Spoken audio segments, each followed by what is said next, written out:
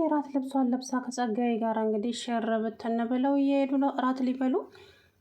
ወንድዬ ደግሞ እንዴት ብትደፍሪ ነው እንደዚህ ከማታውቂው ሰው ጋራ የምትሄጂው? ምን አገባ በራሴ ህይወት አለችው።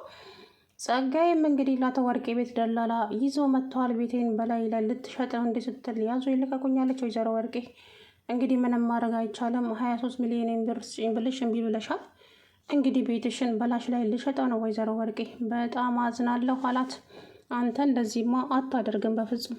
ቤቴን እኔ በህይወት እያለሁ በላይ ላይ ልትሸጠው ነው እንዴ? አዎ። እና ምን ላድርግ? 23 ሚሊዮን ብሬን ስጭኝ ስልሽ አንቺ ግን እምቢ አልሽ። ስለዚህ ያለኝ አማራጭ ቤቴሽን በላሽ ላይ መሸጥ ብቻ ነው ወይዘሮ ወርቄ አላት። ከዛ በኋላ እንግዲህ አንተ ልጅ እናት የለህም? ቆይ እንዴት ነው አታፍርም እንዴ ትንሽ እንኳን? አረ እውነት እንደዚህ አይደረግም፣ በጣም ነውር ነው አለችው።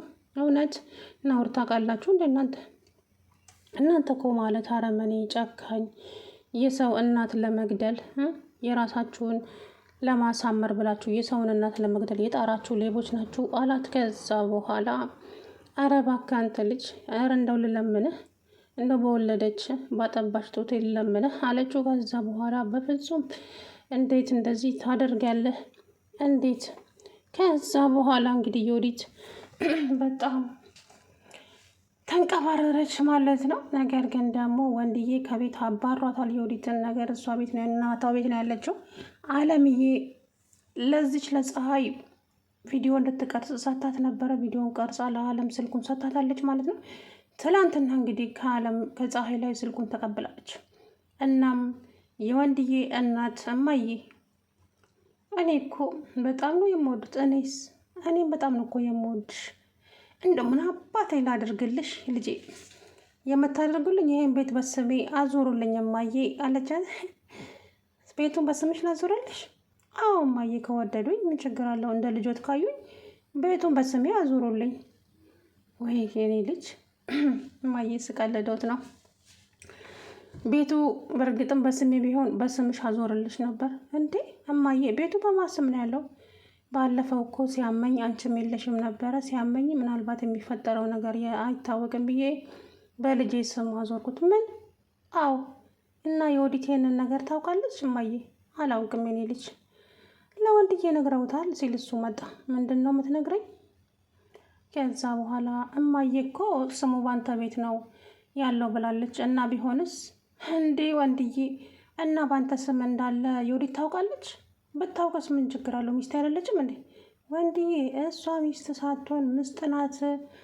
እሷ አንተ እናትህን ገላ ይሄን ቤት መውረስ ነው የምትፈልገው። አንቺ ልጅ እንደዚህ አይነት ነገር እንዳትናገሪ አላልኩሽም እንዴ ባለፈው? ቆይ ለምንድን ነው ከሚስቴ ራስ ላይ የማትወርጂው አላት።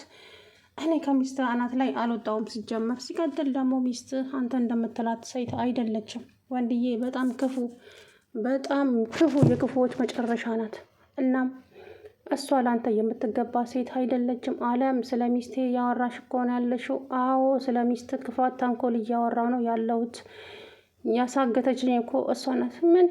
የወዲት ነች ያሳገተችሽ? ባለፈው ስጠይቅሽ እሷ አይደለችም አላልሽም እንዴ?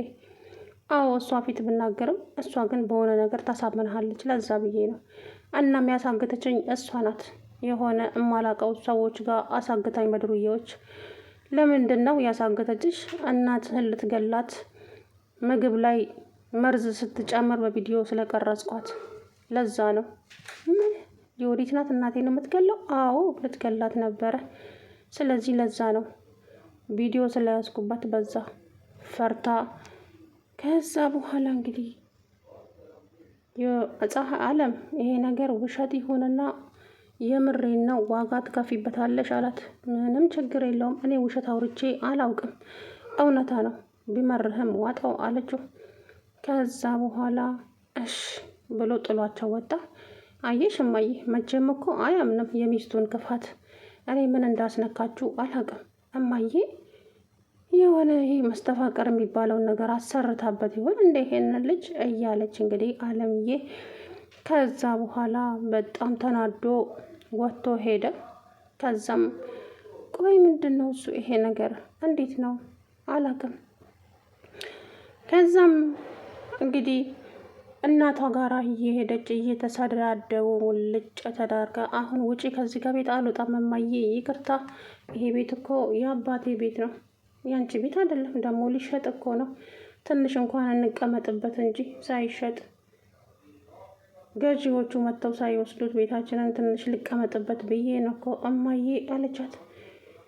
ከዛ በኋላ አንቺ እየተረገምሽ አንቺ ልጄ አይደለሽም ላ እንግዲህ ዮዲት አልወጣም እማዬ፣ ይሄ ቤት የአባዬን ቤት ነው አልወጣም አለቻት። ከፈለግሽ አንቺ ውጪ፣ አንቺ የተረገምሽ ጭራሽ ከቤቴ ልታባረሪ ነው እንዴ? እዛ ኩንታል ውስጥ ያሳደርሽኝ ሳያንሰኝ እያለች እንግዲህ በጣም ተናደደች የዮዲት እናት ማለት ነው።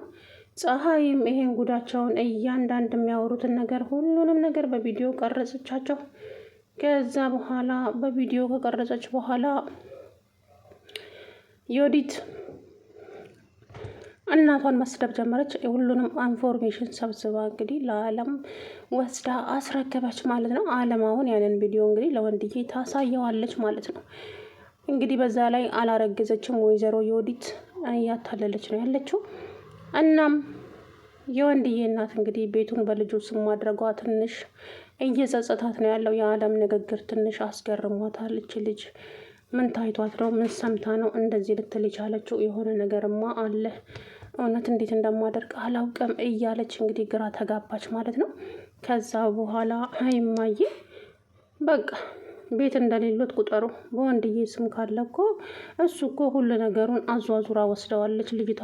ስለዚህ ይሄ ቤት የኔ ነው አትበይ እማዬ፣ በቃ ዮዲት እንደምንም ብላ ይሄን ቤት ወደ ራሷ ማድረጓ የማይቀር ነው አለች። እሱማ መቼም አይሆንም የኔ ልጅ፣ መቼም አታደርገውም፣ ታደርገዋለች እማዬ እመኝኝ አለቻት። ከዛ በኋላ እንግዲህ ወንድዬም በጣም ተናደደና አለም ያለችው ነገር እውነት ነው እንዴ? አለምን ልመናት ሚስቴን ልመን እያለ እንግዲህ ግራ እየተጋባ ወጥቶ ሄደ ማለት ነው። ከዛ በኋላ እንግዲህ የጸጋዬ ወንድም አለምን ያግቷት የነበረው ይሄ የራት ልብስ ነው፣ እናም ይሄንን ለብሰሽ ቆንጆ ሆነሽ እንድትመጪ ብሎሻል አላት።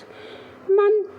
በልብሱን መለሰለት። በፍጹም እንደዛ ማድረግ ሴት አይደለሁም እኔ ሲጀመር የትማቀው ሰው ነው እና ከሱ ጋር እራት የምበላው። እንግዲህ እዛ ጋ ቆይ አሁን ካብሬው እራት ካልበላው መልሶ ያግተኛል እንዴ? ጥፍር አድርጎ ነው አለዛው ያግዝሻል። ስለዚህ እራቱን አብረሽ በልተሽ ወደ ቤትሽ ብትመለሽ ፍቅሩን ተቀበለሽ ይሻልሻል አላት ማለት ነው። እንዴ እና እኔ ካልፈለግኩስ? እኔ ለራሴ ብዙ ሀሳብ ያለብኝ ሰው ነኝ። እኔ አሁን ለዚህ አልደረስኩም፣ ኃላፊነት አለብኝ። ታዲያ ፍቅርና ስራን ምን አገናኘው አላት ልጁም።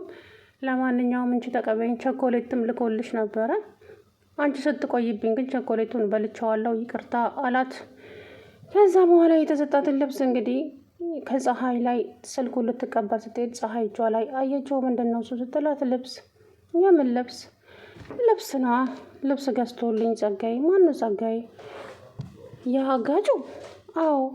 እንዴ እንዴት? አንቺ እኔ ምን አውቃለሁ? ከኔ ጋር እራትን ካልበላን ብሎ የልብስ ገዝቶልኛል። አንቺ ፍቅር ይዞት እንዳይሆን? አዎ ፍቅር ይዞኛል፣ ፍቅሬን ካልተቀበልሽኝ አግትሻለሁ ብሎ እያስፈራራኝ ነው አለቻት። ጉድ እኮ ነው፣ ይገርማል አንቺ አለቻት። ከዛ በኋላ እነሱ እየተሳሳቁ እንግዲህ ፀሐይም ወደ ቤቷ ተመልሳ ሄደች፣ አለምም ወደ ቤት ተመልሳ ሄደች። ወንድዬ እንግዲህ ይሄንን እውነታ ሊደርስበት ትንሽ ነው የቀረው።